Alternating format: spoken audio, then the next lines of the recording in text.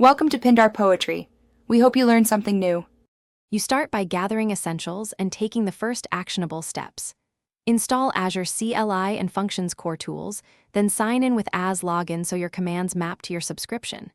Create a resource group and storage account now because functions require state. Once done, pick a hosting plan and runtime. This affects cold starts, cost, and scaling, so make a deliberate choice up front.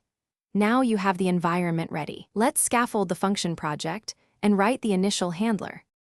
Next, scaffold the project and iterate locally so you validate behavior before deployment. Run func-init to set project files, then func-new to add an HTTP or timer trigger. That choice determines binding code. Use local. Settings.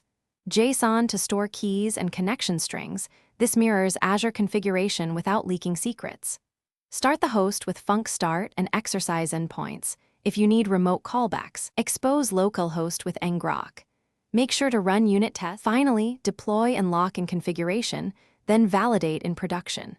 Use as function app create or func Azure function app publish to push code and assets. Afterwards, configure app settings for connection strings and assign a managed identity if you need RBAC. Once live, monitor with application insights and live metrics to spot exceptions and latency. If something breaks, check function logs, restart the app, and confirm correct runtime and extension versions. One common fix is mismatched bindings or a missing environment variable, so verify those first. Thanks for watching. Consider subscribing if we helped you.